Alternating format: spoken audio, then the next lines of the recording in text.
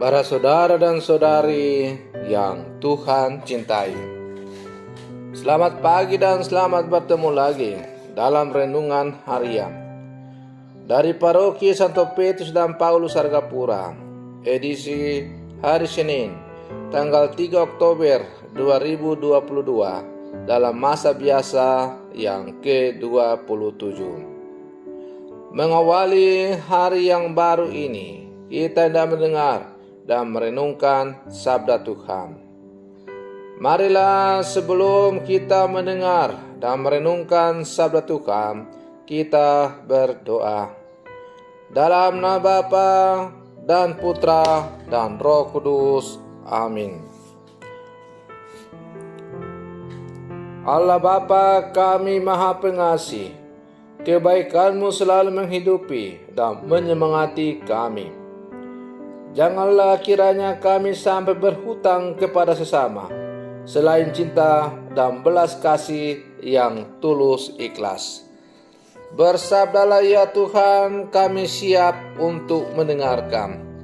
Terpujilah Engkau Bapa, Putra dan Roh Kudus, kini dan sepanjang segala masa.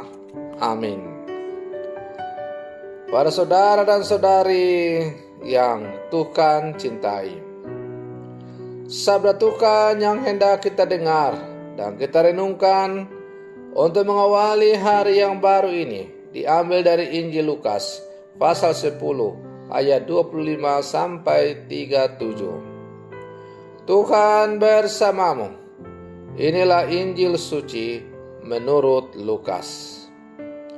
Pada suatu ketika, seorang ahli Taurat berdiri hendak mencobai Yesus. Guru, apakah yang harus kulakukan untuk memperoleh hidup yang kekal? Jawab Yesus kepadanya, apa yang tertulis dalam hukum Taurat? Apa yang kau baca di sana? Jawab orang itu, kasihilah Tuhan Allahmu dengan segenap hati dan dengan segenap jiwamu dan dengan segenap kekuatanmu dan dengan segenap akal budimu. Dan kasihilah sesamamu manusia seperti dirimu sendiri. Kata Yesus kepadanya, benar jawabmu itu. Perbuatlah demikian, maka engkau akan hidup. Tetapi untuk membenarkan dirinya, orang itu berkata lagi, dan siapakah sesamaku manusia? Jawab Yesus, adalah seorang yang turun dari Yerusalem ke Yeriko. Ia jatuh ke tangan penyamun-penyamun yang bukan saja merampoknya habis-habisan, tetapi juga memukulnya, dan sesudah itu meninggalkannya setengah mati. Kebetulan ada seorang imam turun melalui jalan itu. Ia melihat orang itu, tetapi ia melewatinya dari seberang jalan. Demikian juga seorang Lewi datang ke tempat itu. Ketika melihat orang itu, ia melewatinya dari seberang jalan. Lalu datanglah ke tempat itu seorang Samaria yang sedang dalam perjalanan. Ketika ia melihat orang itu, tergeraklah hatinya oleh belas kasih. Ia pergi kepadanya, lalu membalut luka-lukanya. Sesudah menyiramnya dengan minyak dan anggur, kemudian ia menaikkan orang itu ke atas keledai tunggangannya sendiri, lalu membawanya ke tempat penginapan dan merawatnya. Keesokan harinya, ia menyerahkan 2 dinar kepada pemilik penginapan itu, katanya, rawatlah dia, dan jika kau belanjakan lebih dari ini, aku akan menggantinya waktu aku kembali. Menurut pendapatmu, siapakah di antara ketiga orang ini adalah sesama manusia dari orang yang jatuh ke tangan penyamun itu? Jawab orang itu, orang yang telah menunjukkan belas kasih kepadanya. Yesus berkata kepadanya, "Pergilah dan lakukanlah demikian." Demikianlah sabda Tuhan. Para saudara dan saudari yang Tuhan cintai, Yesus selalu mengajarkan kesedihan, berbela rasa, dan kepedulian bagi sesama sebagai perwujud nyataan iman. Beriman kepada Allah semestinya menyata dalam relasi, sikap, dan perbuatan untuk orang lain.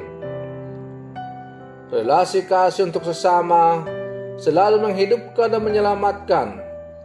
Karenanya, wajah kasih dan kemanusiaan selalu bersifat universal tanpa pembedaan. Para saudara dan saudari yang Tuhan cintai, ada kalanya manusia mengesampingkan, bahkan menolak panggilan untuk menghidupi atau bertindak dalam semangat kasih. Penolakan demikian lahir karena keengganan terlibat dalam tanggung jawab, adanya tindak kesombongan diri, dan sikap acuh tak acuh terhadap sesama. Panggilan menjadi murid Yesus sejatinya menyata dalam kepedulian pada sesama dalam kehidupan. Apapun konsekuensinya, tindakan kasih dan berbela rasa merupakan tindakan utama sebagai seorang yang beriman kepada Allah, yang adalah kasih itu sendiri.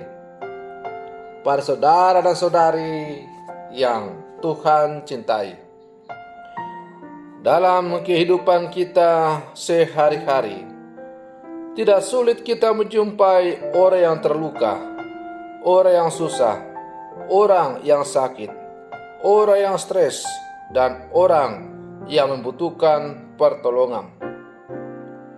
Tetapi pertanyaannya adalah, apakah kita bisa menolong seperti orang Samaria yang baik hati, sebagaimana kita dengar dalam bacaan Injil tadi?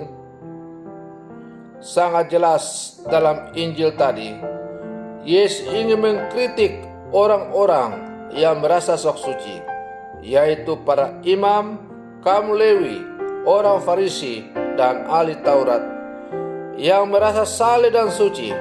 Tetapi sayang, ketika ada orang yang terkapar di pinggir jalan, mereka tidak menolong. Justru yang tulus hati menolong adalah orang yang dianggap kafir, yaitu orang Samaria. Para saudara dan saudari yang Tuhan cintai, dasar kisah ini adalah pertanyaan, siapakah yang masuk surga? Yesus pun mengungkap perumpamaan atau kisah ini. Mungkin banyak orang berpikir bahwa yang masuk surga itu yang tekun menjalankan ibadah dengan tertib. Namun ternyata Yesus menegaskan bahwa yang masuk surga adalah mereka yang punya kasih, mereka yang punya cinta dan belah rasa kepada mereka yang membutuhkan. Maka para saudara dan saudari yang Tuhan cintai, sebagai murid-murid Yesus yang hidup sama sekarang, Yesus selalu mengajak kita agar kita sungguh-sungguh menyatakan iman kita sebagai murid dalam kehidupan yang konkret. Contoh teladan orang Samaria dalam bacaan Injil hari ini mengajak kita untuk bisa menurut contoh kemurahan hati daripada orang Samaria itu. Orang Samaria yang dianggap dengan sebelah mata oleh orang-orang Yahudi karena dianggap orang berdosa, memberikan pelajaran berharga kepada kita semua bahwa yang namanya belas kasih itu melampaui batas-batas atau sekat-sekat perbedaan. Belas kasih Allah itu atau kasih Allah itu adalah nilai universal yang harus dimiliki oleh setiap orang, khususnya yang mengaku diri sebagai murid-murid Yesus. Dan bukan hanya mengucapkannya dengan kata-kata indah, tetapi harus mewujud nyatakannya dalam kehidupan yang konkret, terutama terhadap sesama yang sungguh-sungguh membutuhkan pertolongan. Para saudara dan saudari yang Tuhan cintai, maka marilah dalam seluruh kehidupan kita semakin memperlihatkan, mewujud nyatakan iman kita sebagai murid-murid Yesus. Semoga kasih dari para murid-murid Yesus semakin menjiwai seluruh kehidupan di muka bumi, sehingga dengan demikian kehidupan semua orang semakin diliputi oleh damai sejahtera. Semoga demikian. Selamat pagi. Tuhan Yesus memberkati.